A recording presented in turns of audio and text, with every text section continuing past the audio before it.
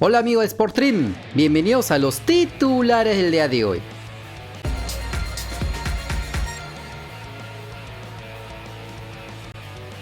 Por la jornada 27 de la Major League Soccer, el Orlando City de Pedro Galese y Wilder Cartagena le ganó por 2-1 al New York City de Alexander Callens, que aún sigue en proceso de recuperación de su lesión de rodilla.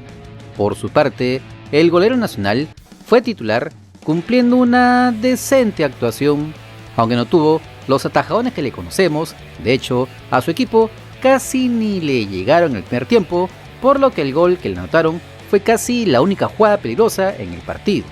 Y parte de esto fue porque el volante nacional fue titular por primera vez en la temporada y el equipo morado mejoró bastante en defensa, trabando a los atacantes contrarios, cortando los ataques rivales. Aunque no ganó en muchos duelos individuales, se notó su presencia en el mediocampo de los Leones Púrpuras, que al final lo ganaron con los tantos de Junior Urso y Techo Akindele. Con este resultado, el equipo de la Florida es quinto en la conferencia este con 39 unidades y la próxima fecha recibirán al Seattle Sounders de Raúl Ruiz Díaz en uno de los tantos duelos de peruanos en Estados Unidos. Por la jornada 11 del torneo de apertura de la Liga MX, el Atlas de Anderson Santamaría y Edison Flores perdió por 4-2 en su visita a León. El defensa nacional le anularon la tarjeta roja del partido pasado, por lo que jugó en este encuentro como titular estando los 90 minutos, pero que lastimosamente no cumplió una buena actuación, ya que perdió en la mayoría de los individuales, con pocos despejes o intercepciones, aunque no fue el peor de la defensa de 5 que armó su técnico, y por esto su equipo lo perdía con los tantos de Paul Bellón, Lucas Di Llorio, Federico Martínez y Jairo Moreno, este último gol en las narices de Santamaría. Mientras que Edison Flores ingresó a los 84 minutos, donde poco pudo hacer en ofensiva, y pese al descuento final de Julián Quiñones, el equipo zorro sigue sumido en una crisis de resultados, ya que llevan 5 partidos sin ganar, por lo que son antepenúltimos del torneo con 9 unidades, y la próxima fecha recibirán al penúltimo, el Pumas Lunam, el 3 de septiembre.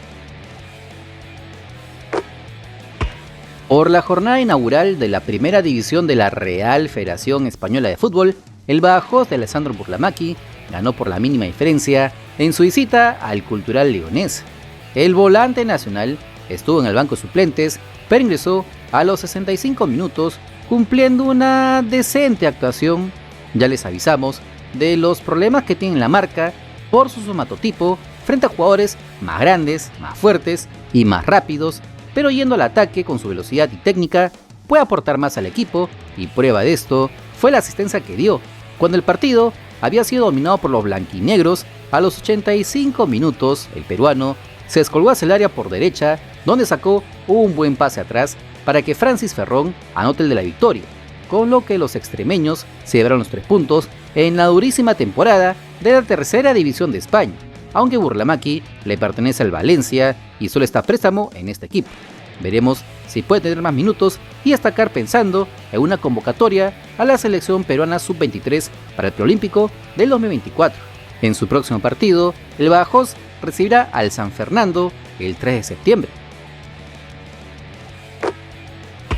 Y ya que hablamos de la sub-23, cuando todo el mundo estaba pendiente de la jornada dominguera de la Liga 1, como para que se den cuenta cuánto le interesa a la federación esta selección, en teoría, Flavio Maestri soltó la convocatoria definitiva de la sub-23 que está viajando este lunes a Chile para el partido amistoso del miércoles frente a su similar de la Estrella Solitaria.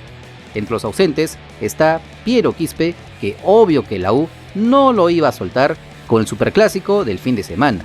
Por su parte, dentro de los convocados del exterior están Catriel Cabellos, que la semana pasada se dijo que lo iban a llamar, además del atacante Didier Latorre, que si te preguntas por qué lo convocaron, no sabes mucho de fútbol o no estás atento al canal, porque esto lo explicamos el 18 de agosto.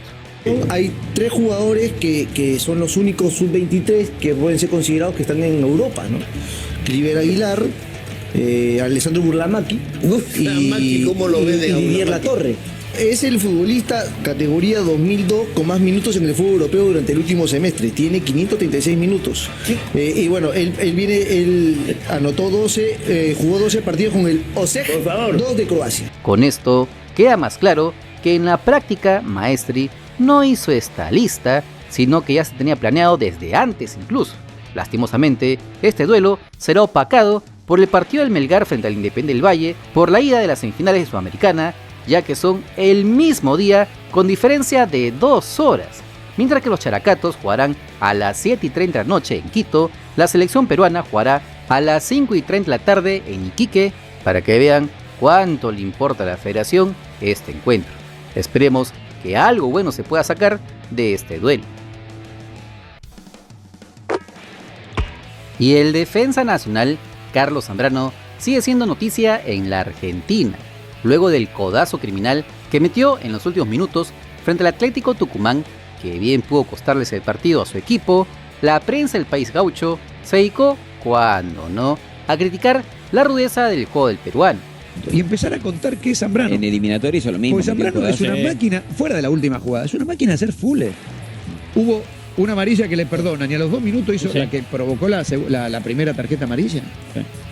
Increíble. Pero aparte no es pensar que Bermúdez lo presentó como jerarquía, ¿no? No es de esos Cuando centrales que López hacen cometen infracciones disimuladas. Claro. No le importa. No, y además son todas iguales. Además son todas iguales. ¿Me entendés? Son todas de brazo, es llamativo lo de este chico. Y tampoco son decisiones inteligentes, porque la verdad que lo que hizo en el final del partido es no tener noción del tiempo, el espacio y la llegan a dar el importancia. penal, pero Zambrano se tiene que esconder. Seguro venía el problema, porque ahí sí iban a tomar partido por Benedetto. Sí, claro. Porque en la calentura total terminan tomando. Es que él puso en riesgo. Para mí quedó marcado igual con lo que hizo, porque no le dieron el penal, es cierto, pero creo que el hincha de Boca se lo tomó como que no podés ser nada. Ante esto, se empieza a correr el rumor que desde la directiva Ceneice no le renovarían el contrato al central peruano, que acaba a fines de este año. En los pasillos de la Bombonera se asegura que el Boca Juniors del 2023 no contará con Zambrano entre sus filas, aunque por lo pronto las desvinculaciones de Izquierdos y Ávila, sumadas a la lesión de Rojo, la puesta a punto de Roncaglia y la ausencia de Aranda, ubican al peruano, por extrema necesidad, como titular inamovible. Así lo aseguran desde la Argentina. Veremos si luego de tantas críticas y actuaciones irregulares, el defensa peruano se mantiene en el equipo azul y oro o cambia de club. Por lo pronto, como siempre, Alianza Lima está en la expectativa. El Melgar de Arequipa viajó a la ciudad de Quito para su duelo este miércoles 31 de agosto por la ida de las semifinales de la Copa Sudamericana 2022 frente al Independiente del Valle. Sin dar declaraciones a la prensa arequipeña, el plantel dirigido por Pablo Lavallén llegará a Lima, de donde rumbarán en horas de la tarde hacia la capital ecuatoriana. La idea es tener días de concentración en la altura de Quito para poder llegar en óptimas condiciones al encuentro en el estadio Rodrigo Paz Delgado. Como se recuerda, el equipo mistiano es segundo en el torneo clausura a 2 puntos del líder, el Atlético Grau de Piura, y viene metido en una racha de 3 encuentros ganados de manera consecutiva y llevan 7 partidos sin conocer la derrota, por lo que la ilusión se instala en todos los verdaderos hinchas peruanos que desean tener a otro equipo nacional como campeón de un torneo internacional luego de lo hecho por el Cienciano del Cusco hace 19 años atrás. Por su parte, el rival, el Independiente del Valle, tropezó este fin de semana ya que perdió por el torneo local por 2-1 frente a la Universidad Católica de Quito, aunque hay que decir que jugó con bastantes suplentes. De hecho, hasta esta derrota venían con 7 partidos ganados de manera seguida, por lo que son un equipo potente jugando en su reducto. De seguro será un partido complicado como la mayoría que afrontó el equipo rojinegro en esta Copa de visita. Esperemos entonces que puedan sacar un buen resultado pensando en el partido de vuelta en Arequipa el próximo miércoles 7 de septiembre. No te olvides que si quieres estar enterado de las últimas novedades de nuestro balompié, solo suscríbete al canal porque somos el canal del fútbol peruano. Si te gustó el video, dale like, comparte, suscríbete con la campanita. Nos vemos en el siguiente video. ¡Chao!